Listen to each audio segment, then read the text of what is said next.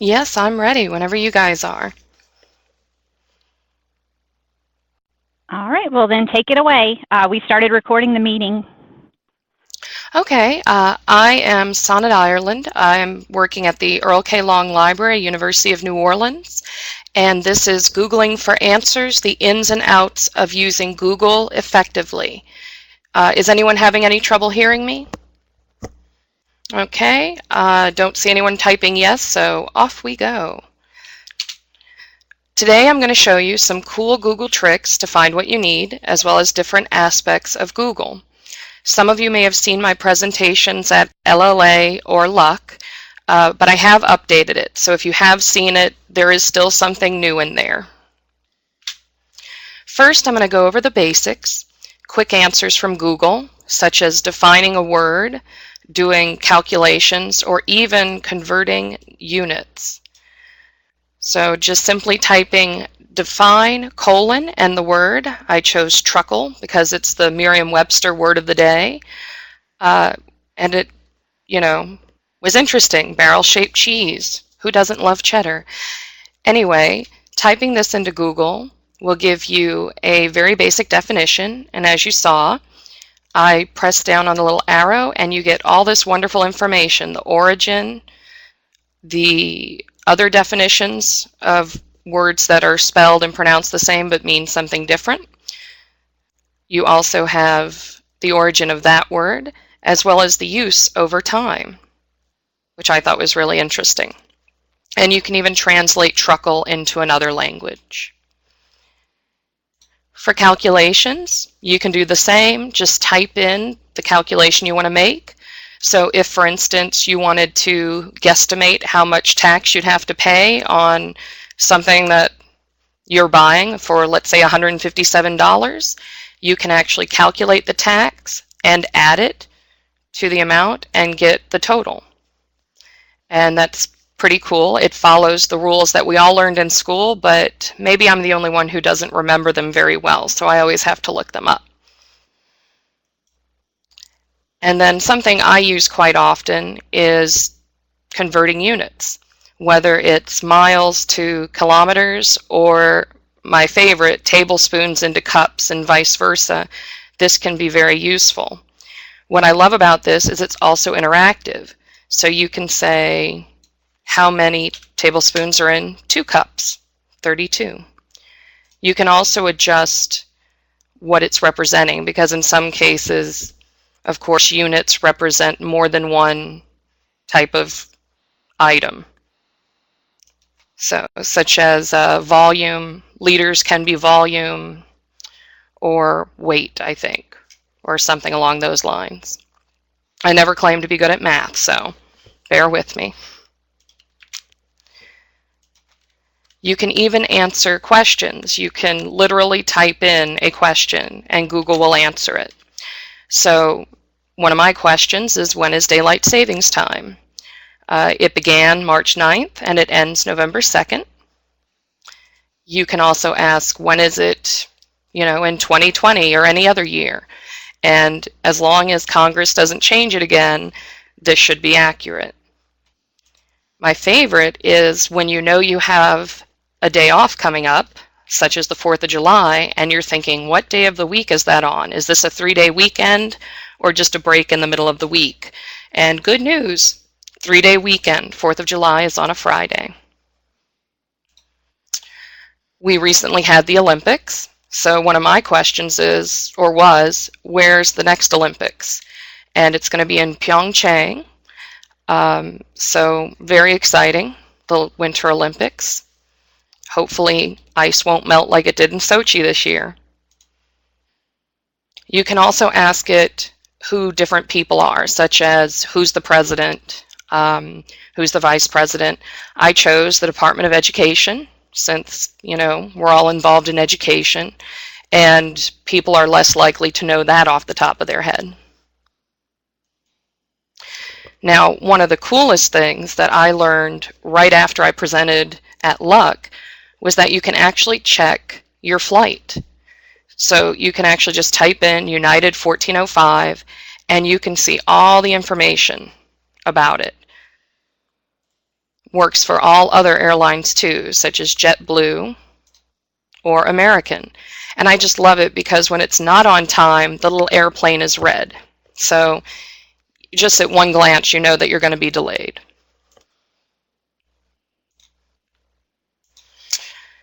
Google can also help you find the time. This I thought was pretty cool because you can actually, I don't know how many of you fool around with Second Life or, do webinars that are in some other part of the country or, God forbid, some other part of the world, and you're sitting there looking at what is 7 a.m., in England, what is that here in Louisiana? Well, you can actually look it up. What time is it in Sochi because of the Olympics? 6:34 p.m. Or, like I said, if you were doing a webinar that took place in London, 4:09 p.m. What time is it in Hawaii? 4:35 a.m. because who doesn't want to be in Hawaii right now?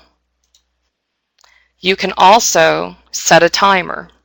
So if let's say you're a procrastinator, like I am. Sometimes just doing 20 minutes of something you don't want to do is at least enough to kind of get you motivated. So you can actually set a timer, and you can either alter it this way, or you can do what I do and be lazy and type set timer 25 minutes. And then as you can see, it starts the countdown. You can even make it huge on your screen.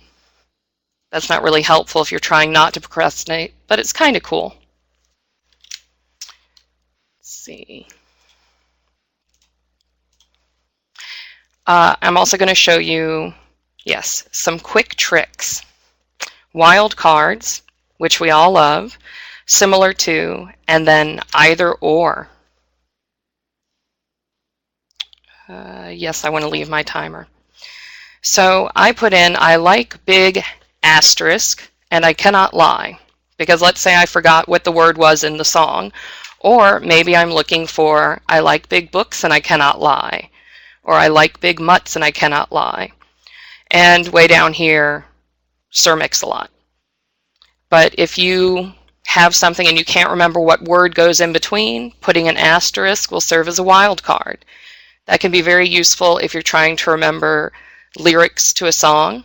Yes, I'm that person that Googles lyrics because I have it in my head and I can't remember it. And then it drives me crazy. You can also use the tilde as a means of finding other words that mean the same thing. So if someone's doing, trying to look up Native American reservations, it gets kind of tricky.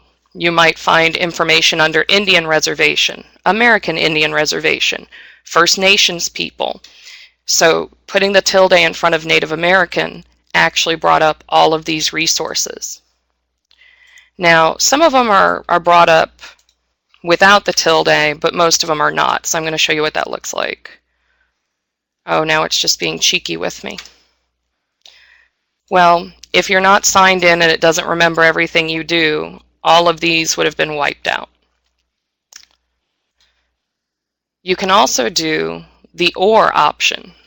So for instance, if you're looking into the native population of Alaska, sometimes the term Eskimo is used, sometimes the term Inuit is used, sometimes Yupik. Yupik and Inuit are two different tribes, and Eskimo actually encompasses both of them. So if someone's trying to find information about this culture, putting a bar in between the words can actually help you and look up all that information in one swoop.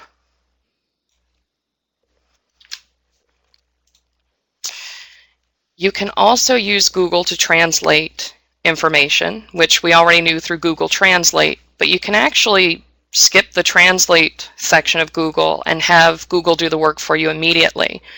Same with the finance information. You can go to Google Finance or you can just Google it. And then you can even quickly track a package. So translate thank you into Russian, that's spasibo. And it tells you right here, it gives you the Cyrillic and it also gives you the pronunciation. Looking up finance information for Target, It gives you the information here, and you even have a nice little interactive chart where you can actually change it to 1 day, 5 day, etc. Of course, if you want more information, Google Finance is your friend. And then tracking a UPS package. As you can see, it doesn't give you the information immediately, but it gives you a link to the information. So, pretty cool. And just for a little fun, you can actually find new music or even new books. Now, in my opinion, the music one works a little bit better, but they're both still kind of cool. Just typing in sounds like Lorde brings up artists like Lorde, similar artists to Lorde, etc. Reminds me of Agatha Christie, customer discussion, what authors remind you of Agatha Christie, etc. So, like I said, the music one works a little bit better, and if you find someone you really like and they're just not putting out enough music to keep you satisfied, you can find some similar bands out there. Any questions or anything? No? Okay. It's weird talking into the void, so just checking on y'all. Google can also be used to limit to a particular site, a particular type of file, a time period, and you can even exclude words and search for related terms, which I showed you a little bit of that earlier. Now, Cite is my favorite because I use it all the time. If somebody is looking for government information, and I am the government information librarian, it's, you know, a lot of stuff is online now. Not everything, but a lot of stuff. And a lot of stuff is online on sites you wouldn't expect. So doing a Google search for a term with the site :.gov will actually find me government information on that topic if I can't find it in other resources, such as GPO's FDsys. So one that I had recently was actually very interesting. A student wanted to know what the U.S. foreign policy was for LGBT rights. Now, granted, I did a .gov search and, of course, found a lot with the State Department, but it turned out there were all these other entities out there, too, and it was just a very interesting question. So let me show you. I'm going to do it with the .org, though. So, as you can see, Foreign Policy LGBT Rights site :.org brings up all of this information, including Wikipedia, but it also brings up a lot of, not that Wikipedia is not legitimate, but a lot of legitimate, not edited by random people information. And if you do .gov, you can actually see the White House has a memorandum, the State Department, of course. There's actually a humanrights.gov and usaid.gov, etc. So it was a very interesting question to help with. Now, you can also search a particular site. And to do that, instead of site :.org, you would actually put the site there. So site :hrc.org. So now I'm limiting it to all of the information on that website that involves LGBT rights. Now, this can also be useful because I tried to do it for pew.org and I got nothing. Now, you can change some of the words and maybe something would have come up that didn't come up before, such as with the tilde, but nothing. So that can also be handy in terms of eliminating sites. I also use it because in the past, our campus had a really bad website. It wasn't terrible, but the search function did not actually function. So when you had to find information, you would put in tuition, you would search, and at some point we actually got fees for different Greek organizations for some reason, from like 2009, no idea why. So just doing tuition 2014, site uno.edu, I actually get the information that I'm looking for right near the top. So, specific site. You can also find file types. This can be very useful if you've seen a presentation that you like, or you've seen a handout that you've liked and you don't know where it went. So I was doing African American History Month, and there was a handout that I really liked, and I could not remember who did it. I could not remember anything on it that would make it easier to search for that item, because of course if you type in African American History handout, you get a lot of information. So I knew it was a PDF, and that actually helped me out. So you can see it was a timeline. But of course several options come up, so this can be a really good way if you're looking for a presentation, or if you're just curious. Maybe you want to see, has anyone done a presentation on this? You can actually do a search for PowerPoint and see, you know, what people have done with it. So that can be kind of fun. You can also do, I did one for citations. Now in this one I mistyped it to show you what would happen. Showing results for citation file type. So it actually corrects it for you. Google's very helpful with that, and shows you the results that you probably are looking for. If you did not make a typo, they always have the search instead for with the link. And then again, another PDF. And as you can see, all the items coming up are PDFs.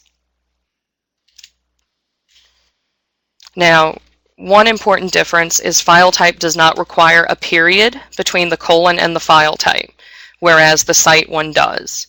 If you eliminate the dot with cite and add it to the file type, you're not going to get anything that you want, basically. Even Google has limitations. You can also limit a search using a time period. It doesn't always work the way I expect it to, but it does limit the search to those with that time period in the context of the page. If you want to actually limit the time frame that an item was posted, you'd have to use the advanced search options, and I'll show you that in a minute. So our example was Bill Clinton presidential campaign 2007 to 2009. This developed because we had someone who was interested in information about Bill Clinton's role in Hillary Clinton's campaign for the 2008 presidential election. Well, the problem is Bill Clinton was president for 8 years. And if you put Hillary in there as kind of, we're looking for Bill Clinton with information about Hillary, that doesn't really narrow it down, because then you get mostly stuff either about Hillary's campaign that barely mentions Bill, or you get information about her time as First Lady. So you put in 2007 to 2009, and you can actually see information. 2008 presidential campaign shows up here. And then you can actually see in Hillary Rodham Clinton's Wikipedia page, it mentions the 2007-2008. So it can bring up some information and maybe do a little bit better.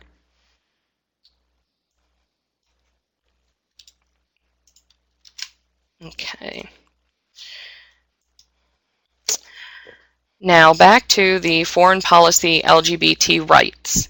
You can actually exclude Wikipedia if you want to. You can exclude all wikis. I tend to eye wikis suspiciously. I like Wikipedia, but you know, with a wiki you don't always know who's editing it or what it's about. Some of them are really good, some of them aren't. And if you don't have the time, you can actually just make little tweaks to your search to kind of get more information really quickly. So here's our search. As you can see, Wikipedia is the third option. And here, I took out the wiki simply by using -wiki, so -wiki. And as you can see, no wikis are coming up. Now, some people may want wikis and just not want Wikipedia. You can do a slightly more complicated search, keeping our original phrase in there, but instead of -wiki, we do -site:/wikipedia.org. The reason I choose that over -Wikipedia is that you run the risk of it eliminating sites that just mention Wikipedia. You know, some site may mention, you know, Wikipedia, a Wikipedia entry on some aspect of LGBT rights. You may not want that whole site eliminated just because they mentioned Wikipedia. So once again, no Wikipedia. Let's see. So now back to the foreign policy, the basic search, just the .org. I'm going to show you how to limit by time and by types of results and by location. So here is our basic search. As you can see, you have a nice panel here: web, news, images, videos, shopping, maps, books, flights, apps. What I'm going to point you to is actually the search tools. Here you can do very quick little tweaks. You can do, are you interested in the past 24 hours, the past year? Is there a custom range? And the custom range is right there. You can either type it in or actually put the information with the calendar. I was looking for the past year because this person, her research was sparked by the issues with Russia during Sochi. So here's everything that was published in the past year. You can sort by relevance or by date. So if you're looking for something towards the beginning of that year, but you don't want to limit it just to that, you can work your way. You can also change your results. What's really interesting about this is you can go to a visited page or a not yet visited page.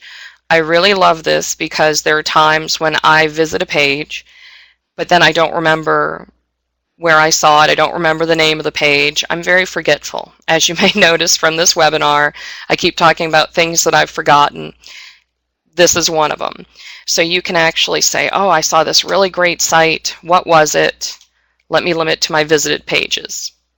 And when I was working on it on this computer, this was the only .org that I used for her.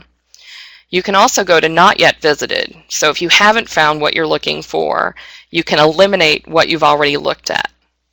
Very cool. You can also adjust by reading level. So if you're more interested in an advanced article or a basic article, you can actually tailor the results to the person you're helping. So very interesting.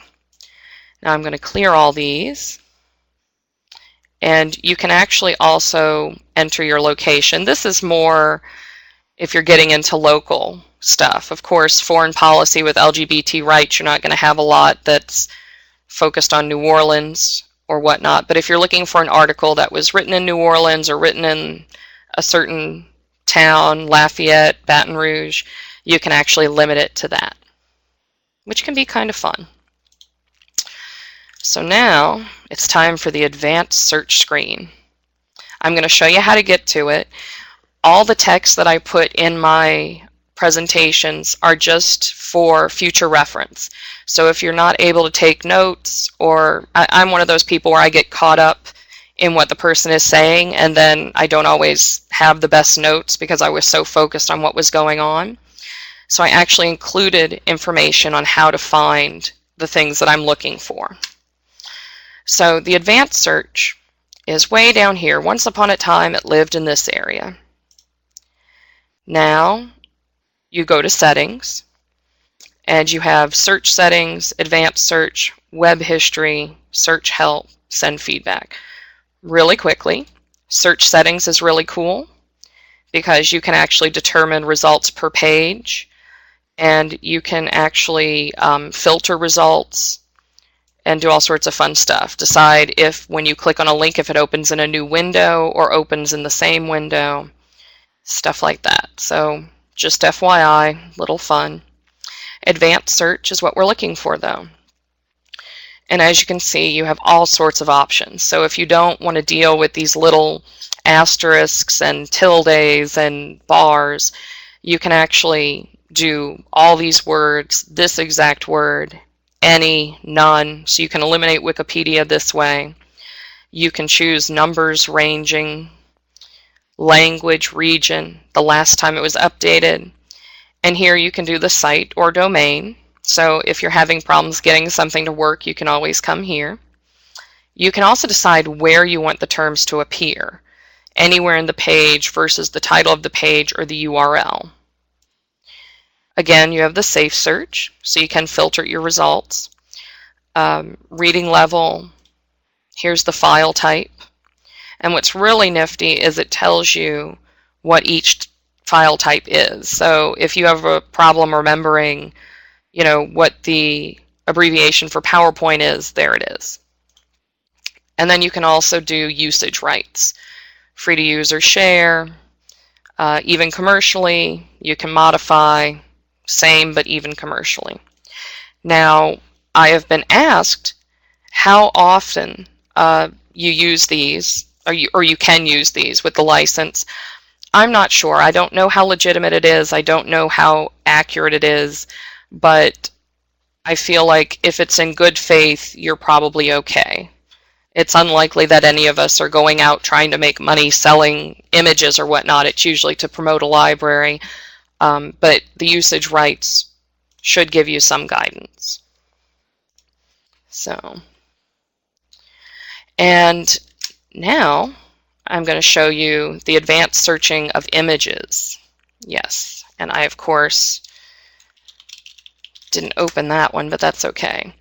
So here I did privateers because we're the privateers. If you click on images, you see all these beautiful images, actually really pretty. When you click on search tools, you have multiple options, and I cannot tell you how many times I've used this. Size, because sometimes I want a really big picture that can be my desktop background. I won't lie, it's personal. I want a nice desktop background. Or maybe I'm looking for some kind of small image because I want it to go with some kind of post that I'm doing. You can choose color. So let me play, I'm not going to play with size because I don't want to eliminate too much, but you can choose black and white, very pretty. You can choose transparent, full color, but I'm going to go back to any color because type is also pretty fun. If you're looking for actual drawings, animated, the one I use frequently is clip art for different presentations or signs, etc. You can also do face or photo, which isn't actually a photo. None of these are photos, so now it's just lying to us, which sometimes Google will do. You can also do time range, so that can be really cool. Usage rights, once again, you should be okay with this. And then there are even more tools where you can actually show the sizes. And so you can say, oh, that might make a nice background, but this would not, way too small. You can also do site.gov if you're looking for a government image, which is what I do when I want to put something out on Pinterest because I know the copyright's going to be okay, and my Pinterest is about government information, so it all fits together. You can actually limit that to just these images that are on government sites. So, pretty fun. Now, that's not all you can limit. You can do videos. So if you're looking for the State of the Union, you can actually search that. And then you can actually limit by duration. So if you're looking for the full State of the Union versus clips, you can click on long, and as you can see, 65 minutes. If you're looking for this year's, you can do past year, or you can do a custom range and look for the State of the Union for previous years. You also have the option of quality and whether or not it has closed captions. Any source can be useful because some sites, usually I like to use YouTube or one of the government sites because I know it'll be there for a long time. Some of the news sites can be useful, but sometimes if I'm embedding the article or the video rather into a blog post or something where people may run across it a year from now, I don't know how long NBC is going to hang on to it, but it's pretty safe to bet that YouTube's going to have it or the government site's going to have it for a while. Just depends. Now you can also do advanced searching with books. Here's the book search. If you're looking for a book, you can see if there's a preview available, limit it to Google eBooks and free books. Books versus magazines. Again, you have the time period. And again, you can sort by relevance or by date. So if you're looking for a really old book, you can sort by date.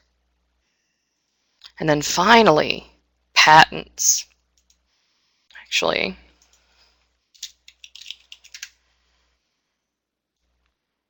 I'm supposed to bring up google.com/patents, but you can actually search the patent and you can find prior art, you can discuss the patent, you can actually download a PDF of the patent, you have links to the inventors, you can even see who referenced it or who they referenced.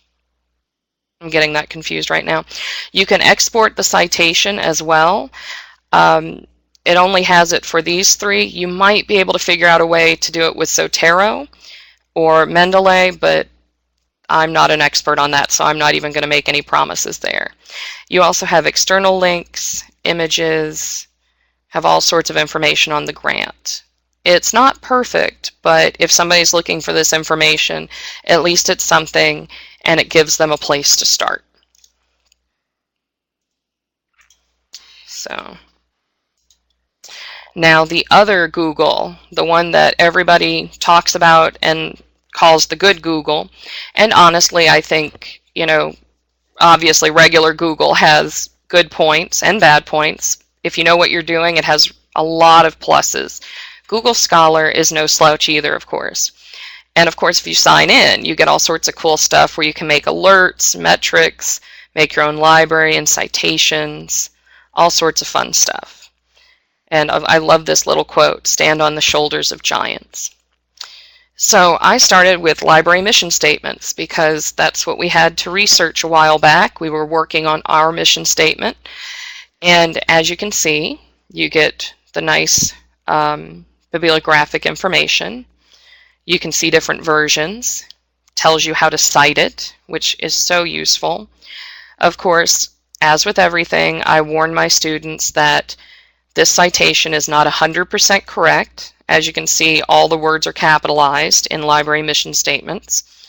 So if you're doing a citation that requires certain capitalization, this is going to be wrong, but at least you have something to work with. Again, you can save the article or you can even import it to some of the bibliographic managers. And of course, if you have Zotero hooked up, you can do it with your browser. You also can see if it's at your university, because this is up next to it. And then one of my favorites is when you can see who has cited it. And that's what I like to call pulling at the sweater, where you're pulling the string and it unravels. Because sometimes if you have no better way of doing research, if every search you do is coming up with 2 articles and that's it, just looking at the bibliographies and kind of going backwards and forwards that way, who cited it and who did these people cite, you can get a lot more resources than you imagine. You can also search within the citing articles. So that can be really fun. I also like now they have related articles. Again, another way to get more resources and more bang for your buck, so to speak. Now on the side, you also have different changes you can make, custom range, various dates, sort by dates. You can include patents and citations or exclude them, and you can even search case law, which brings me to my next problem or question. I had a student come to me. Apparently the world, if you haven't heard this, it's fascinating, the World Wildlife Fund was suing the World Wrestling Federation because they thought that it would confuse people. I don't know if they thought that PETA was going to get on them for wrestling pandas. I have no idea what they thought. But basically, they sued the World Wrestling Federation and they won. So you can look up this different information where they were mentioned. Now, in this case, it didn't work so well because it turned out it was in England, I believe. But you did get some people mentioning it in other court cases and instances. But it's also interesting to see how many other lawsuits these entities were involved in. And again, you can also create an alert. What I love about the alert, and I'm preaching to the choir, but anytime I have someone working on a dissertation, I tell them, create an alert. The last thing you want is 2 months before you defend your dissertation, some article comes out that completely messes up an aspect of your argument or your thesis or whatnot, and you didn't know about it because you didn't search every day. I mean, you're going to be busy. Searching every day is not realistic, or searching every week. Just create an alert. When something comes up, it'll alert you, and then voila, the world is saved. You get your PhD, and everybody's happy. So now, these are the other Google sites that can be kind of cool. Translate Google, Google Finance, Google Offers, which seems to be more of an eBay type thing. I don't know as much about that yet. And then Google Drive, which I absolutely love. Now, Google Translate can be a lot of fun. And it'll usually detect the language. And you can translate it even into Arabic. So I have a problem making changes to my keyboard. I speak very little Russian. Very, very little. In fact, the first thing I tell people is "Ya понимаю по-русски чуть-чуть," which means I understand very, very little Russian.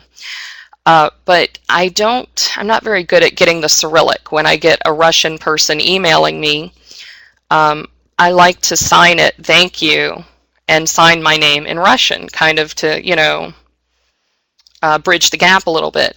I cannot deal with the different keyboards. It just messes me up. So sometimes I will just go here and I will actually type "thank you" so that I can just copy that Cyrillic and paste it in.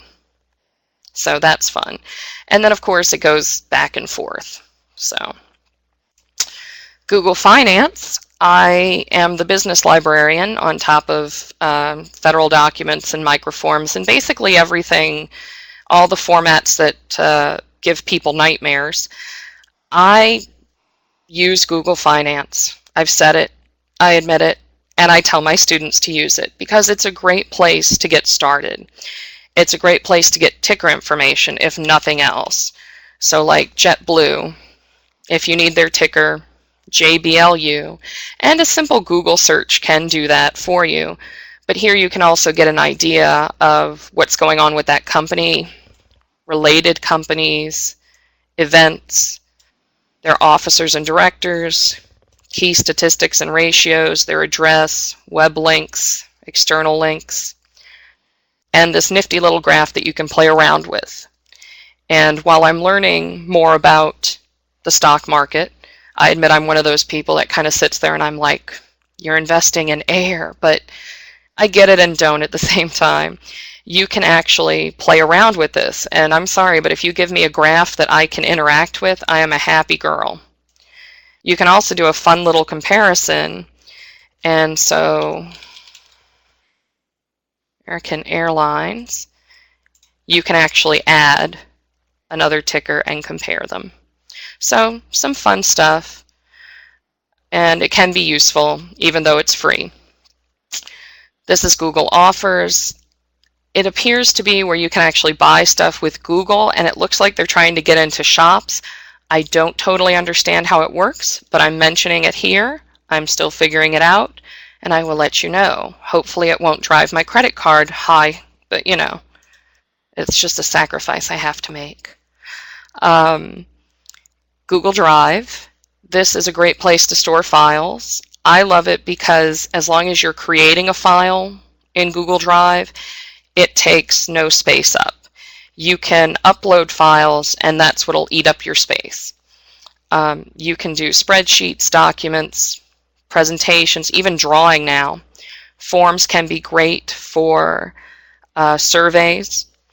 What I really like, and I'm still exploring this, is now there are add-ons for Google Documents that actually include Zotero.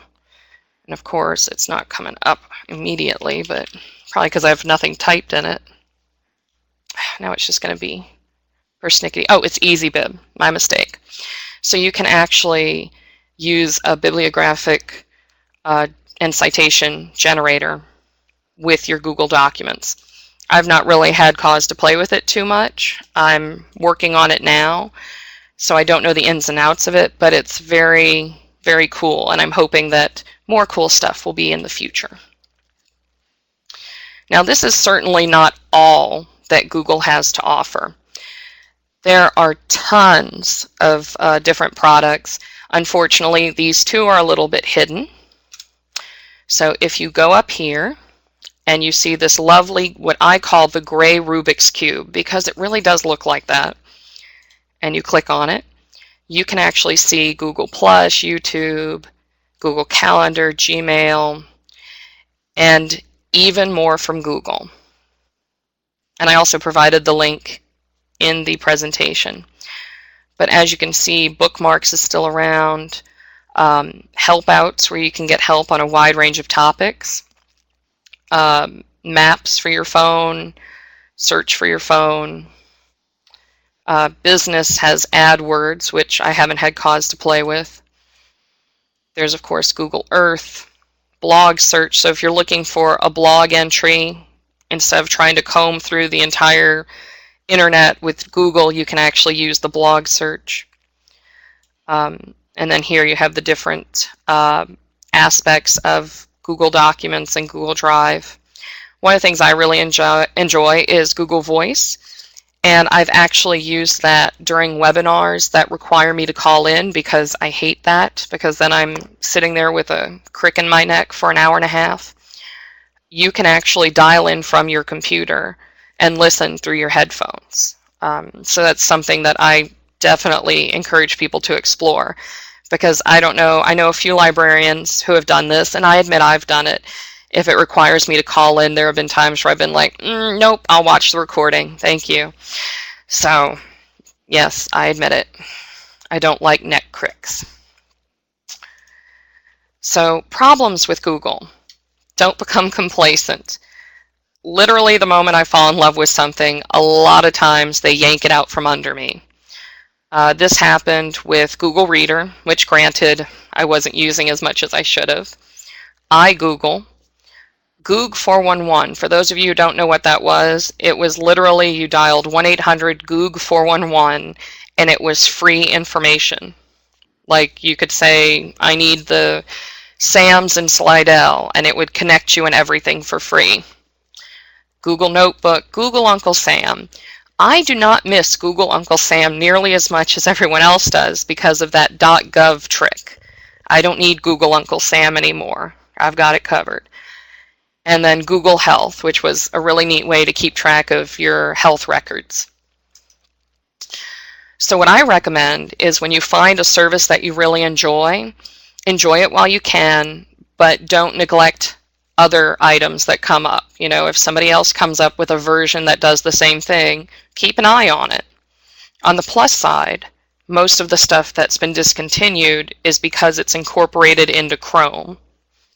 So little less sad, I guess. Now I'm going to quickly show you Bing and what works and what doesn't. I do not care for Bing. It has pretty pictures. However, I cannot find an advanced search that, no, just makes me unhappy. So foreign policy, LGBT rights, handles that like a dream. Same for specific site. Can handle that. It can handle the wiki. No, I don't want to join Bing Rewards. Sorry. It can handle the subtracting a word, and it can handle the file type. It cannot handle the date range. It just can't. which is unfortunate because, as you can see, everything coming up is from his presidential campaign, which is not what we want. So pretty image, but as you can see, there just isn't much in terms of an advanced search site. I do like that it's becoming a little more Google-esque. However, if I want Google-esque, I'll just go to Google.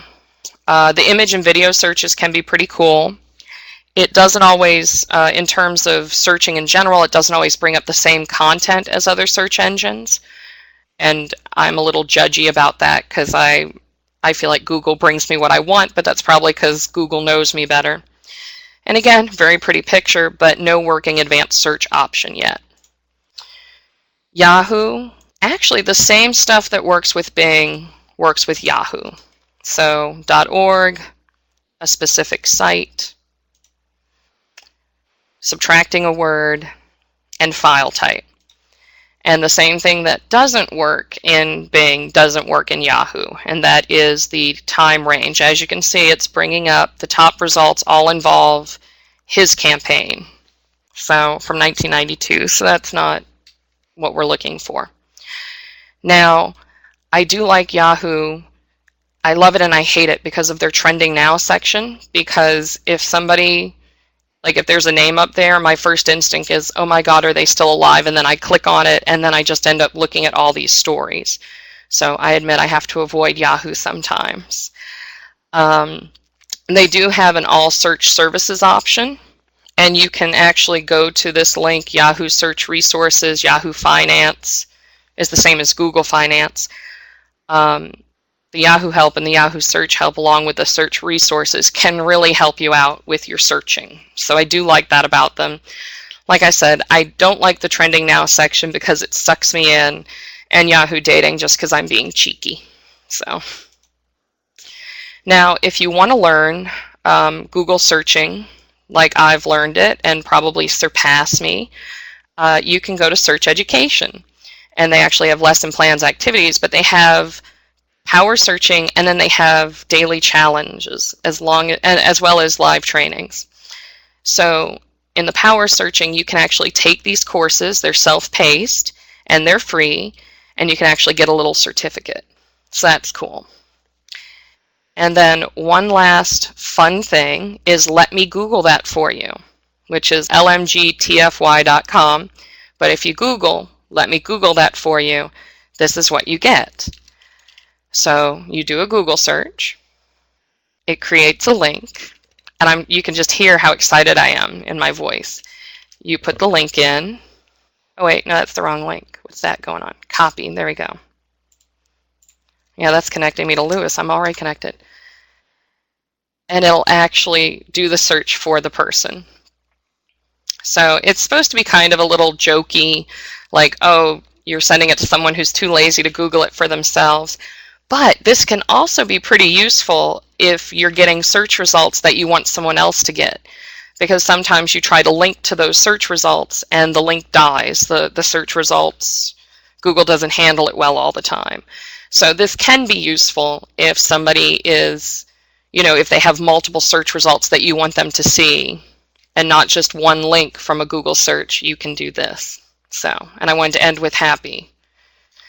And that is it. So if you have any questions, just let me know.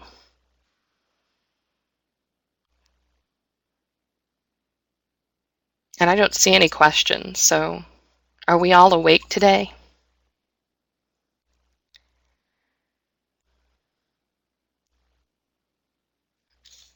Oh, now multiple people are typing. Oh, this is going to get interesting.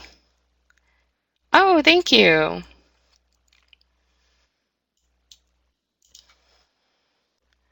Oh, thank you all. That's so sweet.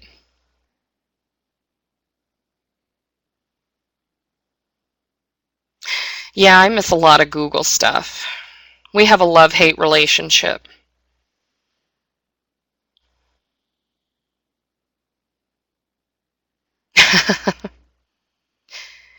Yes, I'm thinking of actually doing a proposal for Luck about Google Drive, but I'm not sure how many people would be interested in that.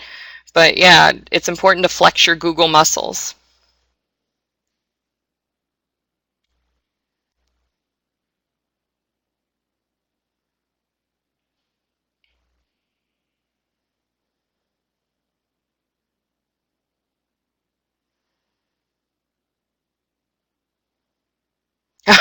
Okay, Stephanie.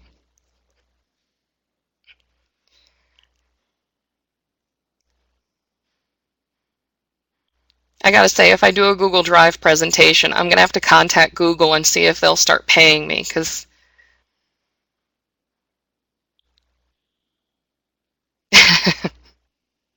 yeah, Google Drive is great. So yes, definitely.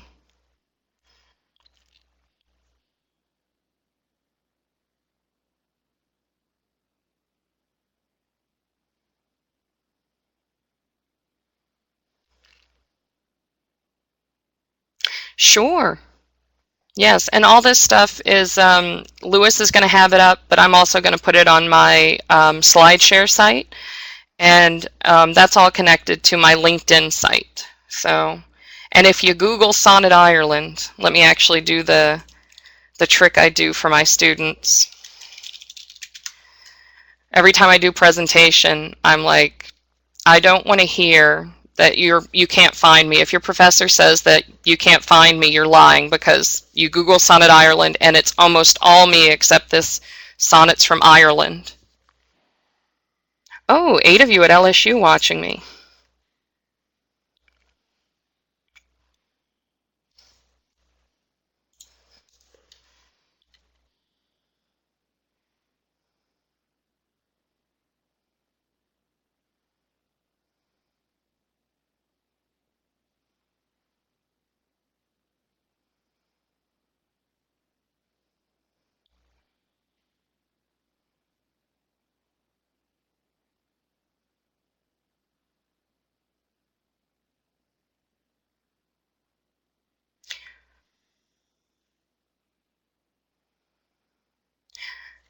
Well, thank you everyone and have a wonderful weekend. And if you have any, if